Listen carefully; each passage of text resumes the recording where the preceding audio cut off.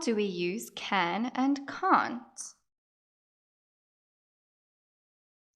Sarah can sing. Max can't sing, but he can play the guitar. Max can climb a tree, but he can't fly. Max can swim. He likes going to swimming lessons. Sarah can swim very well too. Sarah can't climb trees, but the monkey can.